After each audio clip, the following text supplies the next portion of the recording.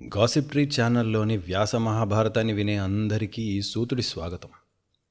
ఉద్యోగ పర్వంలో పాండవుల రాజ్యం తిరిగి ఇవ్వాల్సిందిగా రాయబారాలు, ప్రయత్నాలు, ఉద్యోగాలు జరుగుతున్నాయి. రండి ఆ కథలోకి వెళ్ళిపోదాం నేరుగా. మహాభారతాన్ని సూతుడు ఉగ్రశ్రవసుడు సౌనకాది మునులకి చెప్పాడు. ఎలా చెప్పాడు? జనమేజయ మహారాజుకి వైశంపాయనుడు చెప్పినప్పుడు విని దాన్ని ఋషులకి చెప్పాడు. తన తాతతండ్రుల చరిత్రని ఏది ఎందుకు ఎలా అయిందో ప్రశ్నించి పూర్తి వివరాలతో జనమేజయుడు వినటం వల్ల మనకు కూడా ఇంత గొప్ప ఇతిహాసం దక్కింది. మనం కథలు వింటాం, కానీ ఎందుకు అన్న ప్రశ్న లేనంత వరకు దాని పూర్తి విలువని పొందలేం. ఎందుకు ఎందుకు అసలు ఈ కథను చదవాలి? ఇది నిజంగా చరిత్ర అయితే చాలామంది రాజుల చరిత్రలు ఉన్నాయి కదా. ఈ రాజుల కథలే ఎందుకు అంత గొప్పగా చదవాలి? రాజులు చాలామంది ఉండొచ్చు, అన్ని కథలు మనకి ఏదో నేర్పించవచ్చు, కానీ ఈ కురుపాండవుల కథలో ఉన్న వ్యక్తులు, వాళ్ళ జీవితాలు చాలా గొప్పవి. ఎందుకైనాయంటే ధర్మ, అర్థ, కామ, మోక్షాలు, ఈ 4 పురుషార్థాలని పట్టుకుని బతికిన జీవితాలు అవి. గొప్పవాళ్ల కథలు గొప్ప విద్యనిస్తాయి జీవితం గురించి.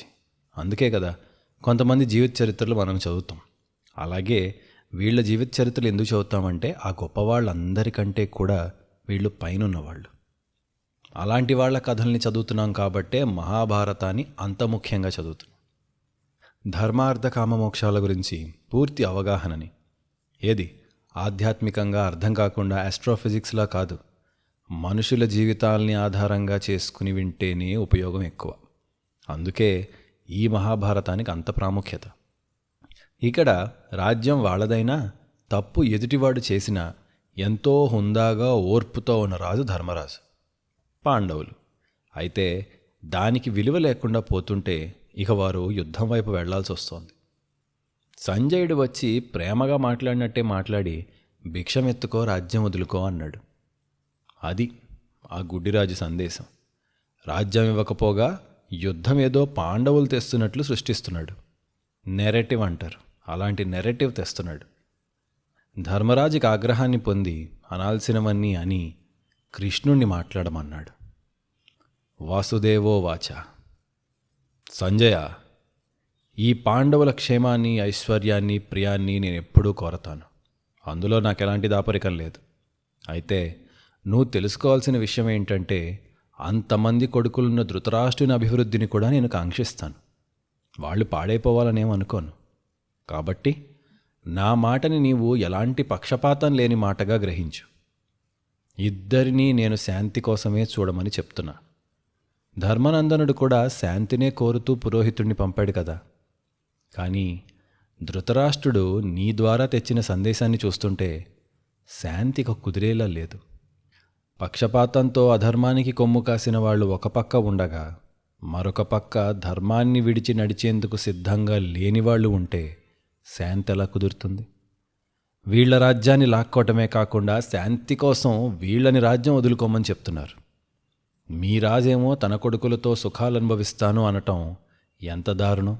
ఇక యుద్ధం రాకుండా ఎలా ఉంటుంది? పైగా నీ మాటలకి నా సమాధానం ధర్మరాజు సమక్షంగా చెప్పాలి. చెప్తున్నా విను. నా వల్ల కానీ, యుధిష్ఠిరుని వల్ల కానీ, పాండవుల వల్ల కానీ ధర్మలోపం జరగదు. అది నీకు తెలుసు. తెలిసి కూడా వీళ్ళేదో తప్పు చేస్తున్నట్లు వంకపెట్టి మాట్లాడుతున్నావు చూడు. నువ్వు చెప్పిన త్యాగం ఏదైతే ఉందో ధర్మం పాటించే వాళ్ళకి చెందుతుంది. అది ధర్మాత్ముల మేలు కోసం రాజ్యత్యాగం చేయమంటే ధర్మరాజు క్షణంలో చేస్తాడు. అది ఉత్తమం. ధర్మాన్ని, శాంతిని సొంత లాభం కోసం కపటంతో వాడుకొని ఎదుటివాడు మంచితనాన్ని లోకుగా కట్టడం చాలా తప్పు. గృహస్థాశ్రమంలో ఉన్నవాడు కర్మ చేయాలి. కర్మ చేయటానికి అర్థం ఉండాలి, కామం తెలియాలి. అది ధర్మబద్ధమై ఉండాలి. పాండవులు సుక్షత్రియులు, వారి పని వారు చేయాలి. త్యాగం చేసి భిక్షం ఎత్తుకోమని చెప్పటం తగిన మాట కాదు. జ్ఞానమార్గం అంటావు, అది కూడా కర్మతో పాటే ఉంటుంది. కర్మ కంటే కర్మత్యాగం గొప్పదని భావించేవాడే దుర్బలుడు, మూర్ఖుడు, చేతకానివాడు. ధర్మరాజు అలాంటివాడు కాదు. నీవలా అనకూడదు. దేవతలు కూడా కర్మచేతనే స్వర్గంలో ప్రకాశిస్తున్నారని తెలుసు కదా. శాంతికి ఒక్కటే మార్గమయ్యా.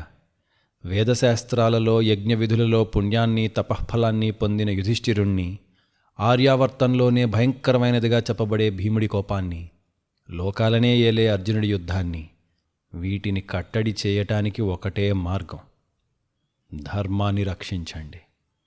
అలా చేయటానికి ఒకటే మార్గం. వీళ్ళ రాజ్యం వీళ్ళకిచ్చేయండి. అంతే, రెండవ మాట లేదు. పాండవులు పితృ సంబంధమైన క్షాత్రధర్మంలో ఉండి త్యాగాన్ని వైరాగ్యాన్ని ఎలా పొందుతారు? యుద్ధం చేస్తారు. ఆ యుద్ధంలో వారి ప్రాణాలు పోయినా సంతోషమే. కనుక మీ వైపు బలాలు చూసేదో తగ్గుతారనుకుని గొప్పలు చెప్పుకోవద్దు. ఒక బ్రాహ్మణుడు అధ్యయనం చేయాలి, యజ్ఞాన్ని చెయ్యాలి, దానాలు తీసుకుని తీర్థయాత్రలు చేయాలి, శిష్యులని పొంది విద్యనివ్వాలి, యజమానుల చేత యజ్ఞం చేయించాలి, అవసరం కోసం యాచించి తీసుకోవాలి. మరి క్షత్రియుడు అధ్యయనాలు, దానాలు, యజ్ఞాలు చేయాలి, కానీ యాచించకూడదు, ఎవరిని అడగకూడదు. నీవు చెప్పు, నువ్వు చెప్పిన భిక్ష, త్యాగం బ్రాహ్మణులకి చెందినవి కదా, క్షత్రియులకి కాదు కదా. క్షత్రియుడన్నవాడు రక్షించాలి, ధర్మాన్ని పాటిస్తూ ప్రజలని రక్షించాలి, ధర్మాన్ని రక్షించాలి, క్షాత్రాన్ని రక్షించాలి. అది అతనికి పుణ్యం. అంతేగాని రాజ్యాన్ని వదిలేసి యుద్ధం పాపం అంటావేంటి? క్షత్రియుడికి వర్తించదా ధర్మం? కనుక గృహస్థ ధర్మాన్ని చూసినా క్షత్రియ ధర్మాన్ని చూసినా నువ్వు చెప్పేది తర్కవిహీనం, అంటే లాజిక్లెస్. ఆ ధార్తరాష్ట్ర మహారాజు కొడుకులతో కలిసి పాండవులకు రావాల్సిన రాజ్యం హరించాడు కదా. వారికి రావాల్సిన రాజ్యం పురాతనమైన రాజధర్మంగా దాన్ని ఎందుకు గమనించట్లేదు?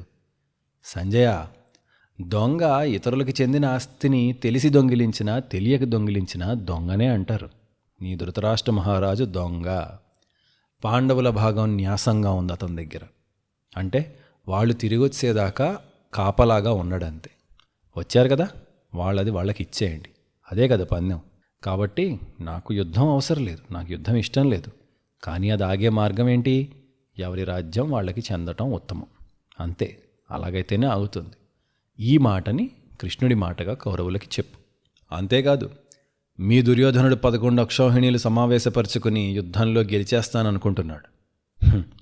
మూఢులై మాతో రణంలోకి దిగితే అందరూ మృత్యువశం చెందుతారు. అలా చెప్పి కృష్ణుడు ఇంకా గంభీరంగా మాట్లాడాడు. సంజయ, సభా మధ్యంలో ఆ కౌరవులు చేసిన పని ఎలాంటిదో నీకు తెలుసు. అంతటి సాధ్వి ఒక్క ఆడదాన్ని, ఏ పాపం లేకుండా అందరి ముందు కృష్ణుడి మాట ఆగిపోయింది. కోపం వస్తోంది. ద్రౌపది పాండవులకి ప్రియమైన భార్య కదా, యశస్విని కదా, శీలవతి సదాచార సంపత్తి కలది కదా, రజస్వలగా ఉంది కదా. అలాంటి ఆవిడ్ని జుట్టుపట్టి సభలోకి ఈడ్చుకుని వచ్చారే. భీష్మాది కౌరవ ముఖ్యులున్నా కూడా చూసి ఊరుకున్నారే. ఒక నిస్సహాయురాలికి, నిరపరాధికి అంతటి అవమానం, కష్టం జరుగుతున్నా కూడా మౌనంగా ఉండవని సృష్టిలో ఏ ధర్మం చెప్పింది? ఎప్పుడైతే సమాజంలో అలాంటి బలహీనులకి రక్షణ లేదో ఇక అది అడవితో సమానం. సంజయ, చెప్పు నీ రాజుకి, అలాంటి అడవిలో భీమార్జునుల రూపంలో అగ్గిపుడితే ఆర్పటం 100 మంది కౌరవులున్నా వల్ల కాదని చెప్పు. చెప్పు నీ రాజుకి, కళ్ళు కనిపించకున్నా ఆ కృష్ణ అరుపులని చెవులారా విన్నాడు కదా, అదే చెవులతో ఈ కృష్ణుడి పలుకు పొల్లు పోదని చెప్పు. పిల్లల నుండి వృద్ధుల వరకు అంతమంది ఉన్నా ఒక్కడైనా ఆ దుశ్శాసనుని నివారించాడా? వదినన్న మర్యాద లేదు, అన్నలన్న అనురాగం లేదు. కనీసం అది ఒక సభని, మీరు ప్రజలని రక్షించే పాలకులని కూడా లేదు. అలాంటి కౌరవ సభ తరపున నువ్వు వచ్చావా? అది కూలిపోయి కాలిపోయే సమయం దగ్గర పడింది. ఆపే శక్తి ఇంకా ఒక్కడికే ఉంది, నీ రాజుకి, ధృతరాష్ట్రుడికి. ఆపేందుకు ఒక్కటే దారుంది, తెలుసుగా. బుద్ధిగా మెలగండి, చేయండి ఆ పని అని కృష్ణుడు ఊరుకున్నాడు. అంటే ధర్మరాజు కాస్త ఆర్గ్యూ చేశాడు, కానీ కృష్ణుడు అల్టిమేటం ఇచ్చాడు, వార్నింగే ఇచ్చాడు. విన్నాడు సంజయుడు. వెన్నులో కాస్త వణుకు పుట్టింది.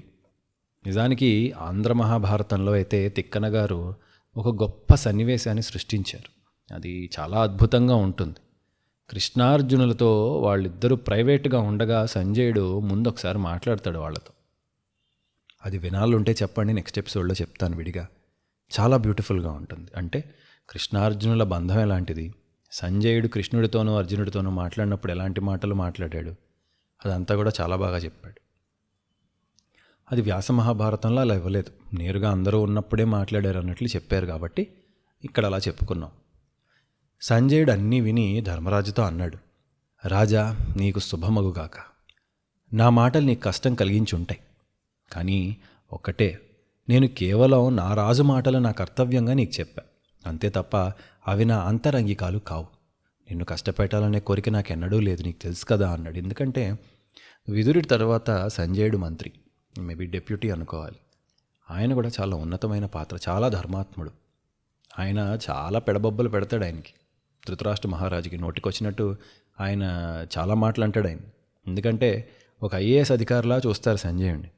రాజు తప్పు చేస్తుంటే అది తప్పని చాలా ధైర్యంగా చెప్తాడు. ఆయన మెప్పు కోసం ఏది మంచి మాటలు మాట్లాడు. కాకపోతే ఎంతైనా ఆయన కింద పనిచేస్తున్నాడు కాబట్టి వీలైనంత వరకు ఆయన్ని దూషించకుండా ఆయన పని చేసే ప్రయత్నం చేశాడు. కాకపోతే ఆయన మనసులో ఎగ్జాక్ట్లీ అది లేదు, అదే చెప్తున్నాడు. అలా చెప్పి అందరికీ వీడ్కోలు పలికి వెళ్దామని కదిలాడు.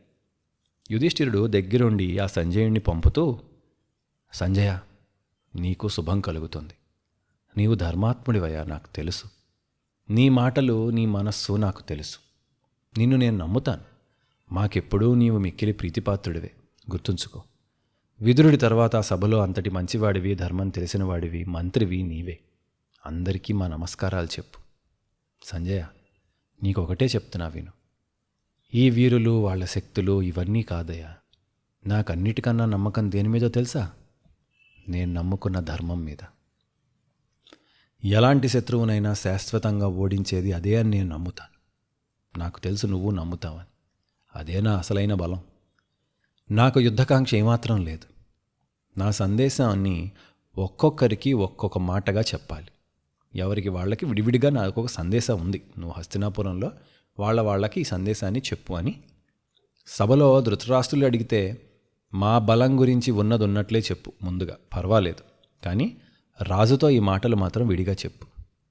నీ గొప్ప సామర్థ్యం చేతనే పాండవులు ఇవాళ ఎంత గొప్ప స్థితుల్లో ఉన్నారు, ఎంత సుఖంగా ఉన్నారు. నీ అనుగ్రహం వల్లనే నీ కుమారులు సొంత కష్టం మీద వాళ్ళ సంపదని పొందారు. ఆ సంపదని వారికి ఇవ్వటం కోరుకోమని చెప్పారు. ఆ సంపదని వాళ్ళకిస్తే చాలని చెప్పు అన్నాడు. అంటే తమరి పుణ్యానే మేము ఇన్ని కష్టాలు పడ్డామయ్యా. తమరి పుణ్యానే పుట్టుకతో రాజ్యం ఉన్నా కూడా మా కష్టాలు మేము పడి మా రాజ్యాన్ని మళ్ళీ మేము సంపాదించుకున్నాం, మా ధనాన్ని మేము తెచ్చుకున్నాం. అది కూడా తమరి పుణ్యంగానే పోగొట్టుకున్నాం. ఇంక చాలు, నువ్వు ఇవ్వాల్సింది మాకు ఇచ్చేయి చాలు అని వ్యంగ్యంగా ఇలా చెప్పమన్నాడు. కాస్త వ్యంగ్యం, తమరి దయ వల్లనే మేము ఇలా ఉన్నామని. శంతనందనుడు భీష్ముడికి ఇలా చెప్పు. తాత, నీవు నశించిపోతున్న వంశాన్ని ఉద్ధరించావు. తాత, నీవు నశించిపోతున్న ఈ వంశాన్ని ఉద్ధరించినవాడి. నీ మనుమలు మళ్ళీ దీన్ని నాశనం చేయకుండా కలిసి బతికేలాగా నీవే పూనుకుని ఏదోటి చెయ్యమని చెప్పాడు. అంటే భీష్ముడే తలుచుకుంటే అసలు వీళ్ళేంటి పిల్లగొడవలు. కాబట్టి అయ్యా, నువ్వు అక్కడ ఉన్నావు, నువ్వు రాజ్యత్యాగం చేసేసావు కాబట్టి అన్నీ ఇలా చూస్తూ ఊరుకోకు. నువ్వు ముందుకొచ్చి నువ్వు కాపాడిన రాజ్యాన్ని, నువ్వు కాపాడిన వంశాన్ని ముక్కలైపోకుండా మళ్ళీ కాపాడు, ఏదోటి చెయ్యి అని భీష్ముడికి చెప్పు. ఇక విదురునితో చెప్పు. యుద్ధం వద్దని రాజుకి తన కొడుక్కి అర్థమయ్యేలా చెప్పమని చెప్పాడు. నువ్వు చెప్తూనే ఉంటావు విదురా, కాకపోతే నేను కూడా ఇంకొకసారి అడుగుతున్నా, యుద్ధం వద్దని చెప్పు, వాళ్ళకి బుద్ధి వచ్చేలాగా చెప్పు. దుర్యోధనుడికి ఇలా చెప్పు. నిండు సభలో ద్రౌపదిని అలా చేసినా మేం మీతో కలహం కోరట్లేదు. దాన్ని గుర్తించు. బలహీనతగా కాదు, ఓర్పుగా గుర్తించు. నువ్వు అలా గుర్తిస్తే అందరం కలిసి బాగుపడచ్చు, లేకపోతే అందరం నష్టపోతాం. నిజమే కదా? అంటే పాపం ఇంత జరిగినా కూడా, ఒరే బాబు ఇదంతా సరేరా, కానీ ఎంతైనా కొట్టుకుంటే మనకి మనమే నష్టం రా, వద్దురా, నా మాట వినరా అని ఆఖరిసారి దుర్యోధనుడు, మరి తమ్ముడివి కదా, చెప్తున్నాడు. నీకు సగం రాజ్యం ఇవ్వటం ఇష్టం లేకపోతే కనీసం కొంత ఇవ్వు. 5గురికి 5 భాగాలు ఇవ్వు. అవి స్థలం, వృకస్థలం, కాకండి, వారణావతం, ఈ 4టితో పాటు ఇంద్రప్రస్థాన్ని తిరిగివ్వు. నీకు ఇంద్రప్రస్థం తిరిగి ఇవ్వడం ఇష్టం లేకపోతే మరి ఏదన్నా ఒక 5వ ఊరివ్వు. 5గురికి 5 ఇవ్వు. గొడవలొద్దు, మరీ అసలు ఏదీ లేకుండా అంటే మాత్రం బాగోదు. ఎందుకంటే ఇంతకన్నా శాంతి కోరే పద్ధతి వేరేది ఉండదు, ఇంకా ఎవరూ చేయరు అలా. తెలుసుకోమని చెప్పు, కొట్టుకుని చావకూడదు చెప్పు అని అన్నాడు.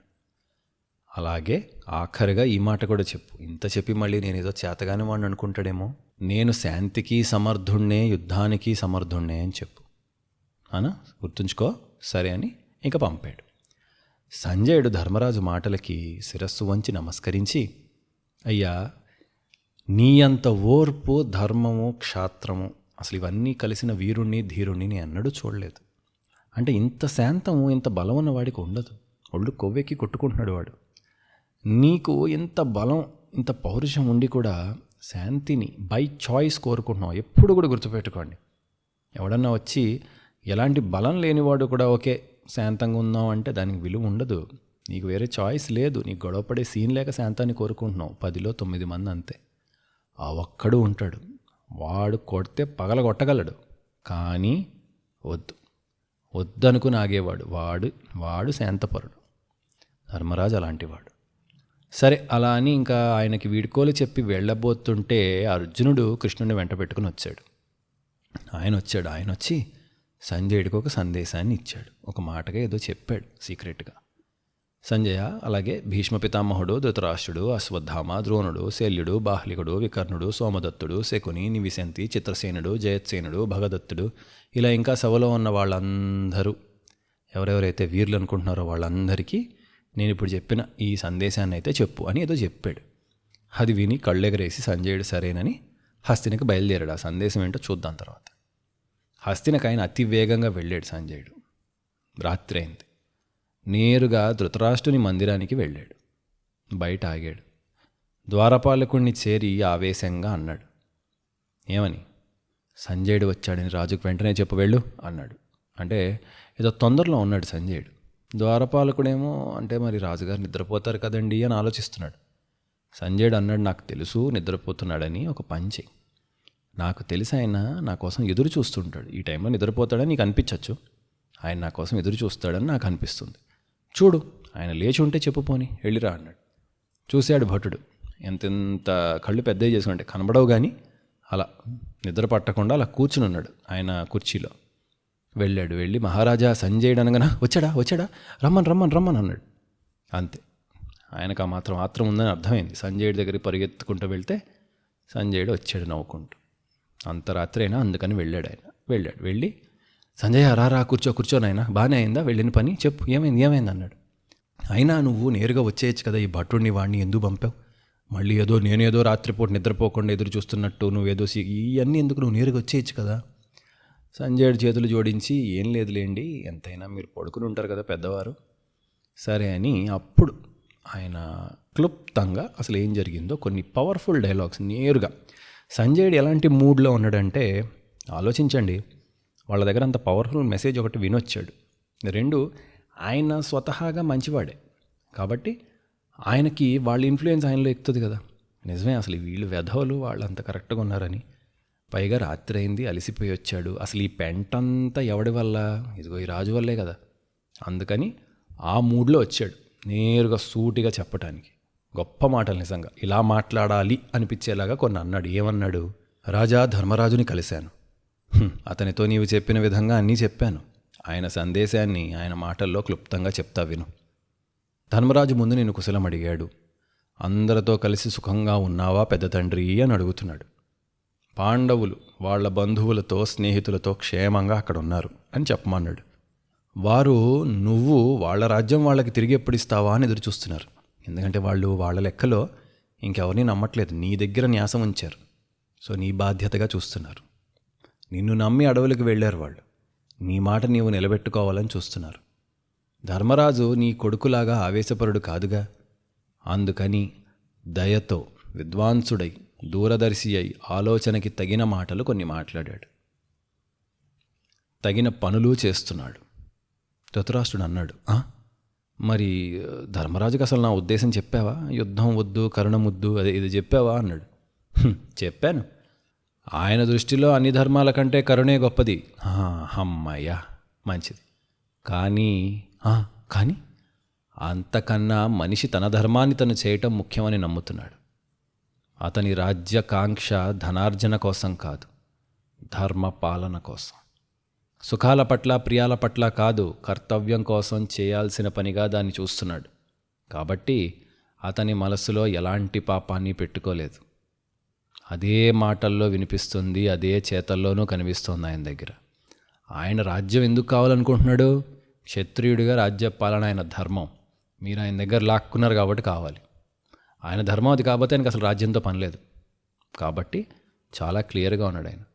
నీవనుకున్నట్లు అతను మంచివాడే, కానీ మెత్తనివాడు కాదు. అతను ఒక మెత్తని పులిరాజా. నీవు చేసే పాపాలని, నీ కొడుకుల పాపాలని అందరికీ తెలిసేలాగా, అందరూ చీకొట్టేలాగా ఓర్పు పట్టాడు ఎంతకాలం. ఇక మిమ్మల్ని శిక్షించడమే సరైన పని అని అందరూ పెద్దలు అనేదాకా ఊరుకుంటున్నాడు. అనేసారు ఇప్పుడు. పూర్తిగా అందరి సమ్మతంతోనే నీ తలుపులు తట్టి మక్కిలిరగొట్టబోతున్నాడు. అలాగే నీ తప్పులన్నీ ఎత్తి చూపుతున్నాడు. వాటిని దిద్దుకునే అవకాశం కూడా నీకు ఇస్తున్నట్లే ఇదిగో ఇస్తున్నాడు. అది నువ్వు చెయ్యవని ఆయనకి తెలుసేమో, అందుకనే యుద్ధానికి కూడా సిద్ధపడ్డాడు. అది కానీ నువ్వు చేయలేదు నిజంగా, అప్పుడు నీపైన యుద్ధానికి రావడానికి రెడీ. కాబట్టి ఎట్టి పరిస్థితుల్లో ఈ యుద్ధపు తాలూకు పాపం ఆయనకి ఏమీ అంటదు. ఎందుకంటే పాపం ఎప్పుడు అంటుతుంది? ముందు నాకుంటుంది, అవును నేనేదో తప్పు చేస్తున్నాను. ఆయనకి ఏమీ లేదు. He's very clear. ఇక పాప భీతితో అతను యుద్ధం నుండి వెనక్కి తిరిగే అవసరం కూడా లేదు ఆయనకి. అతను పాపం చేయట్లేదని అతనికి పూర్తిగా తెలుసు. ఎందుకంటే అతను నీకులాగా వేరే వారి కోసం ఆవేశంలో నిర్ణయాలు చేయట్లేదు. నీవు నీ కొడుకు మోజులో ఆలోచిస్తున్నావు, అతనికి దేని పట్ల మోజు లేదు. పాండవులకి జరిగేదానికి చరిత్ర పూర్తి నిందని నీకు నీ కొడుక్కి అంటగడపోతోంది. ఆ నిందని నీకు ఇస్తుంది, నీకు నీ కొడుక్కి అంటగడుతుంది.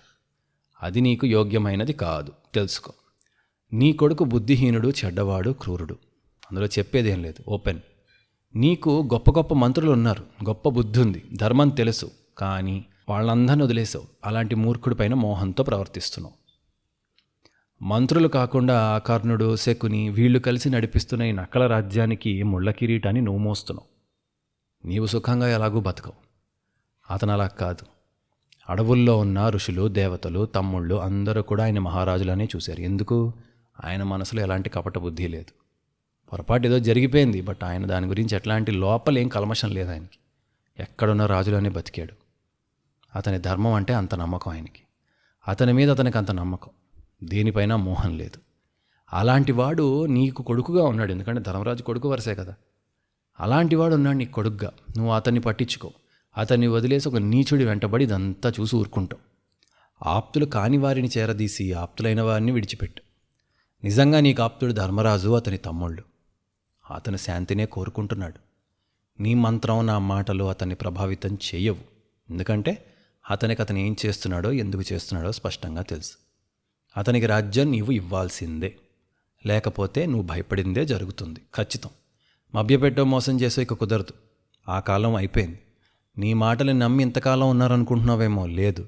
ఓర్పు పట్టాడంతే. నువ్వు ఒకసారి కాకపోతే ఒకసారన్నా సరిగ్గా ఉంటావని. పెద్ద తండ్రివి కదా అని ఇక మర్యాద ఇచ్చాడు. ఇక అయిపోయింది. మీరు అన్ని గీతలు దాటేశారు, అన్ని హద్దులు దాటారు. ధర్మం మాత్రమే ఆయనకి లెక్క. ఇది క్లుప్తంగా ఆయన నుంచి నాకు అర్థమైన విషయం. ఇక రథంలో చాలా వేగంగా వచ్చాను, ఇంత దూరం వచ్చి అలసిపోయాను. నాకు తెలుసు నువ్వు ఎదురు చూస్తుంటావు, అందుకే వచ్చాను నీ దగ్గరికి. పూర్తి వివరాలని, అంటే డైలాగ్ టు డైలాగ్ ఎవరెవరు ఏమేమన్నారో అన్నీ కూడా అందరి ముందు రేపు సభలో చెప్తా. ఎందుకంటే ఆయన కూడా అలాగే చెప్పాడు. అలాగే చెప్తానని, ఇక నేను టయర్డ్ అయిపోయాను, పడుకుంటానని చెప్పి సెలవు తీసుకుంటానని అడిగాడు. సరేనని ఏం చేస్తాడు ధృతరాష్ట్రుడు? సంజయుడిని సరే పోయి పడుకోమన్నాడు. ఆయన్ని పడుకోమన్నాడు, కానీ రాజుకు నిద్ర పట్టలేదు. అందుకని ఎందుకు అనుకున్న పని అవ్వలేదు మరి కనుక టెన్షన్, నిద్ర లేదు. ఏం చేస్తాడు?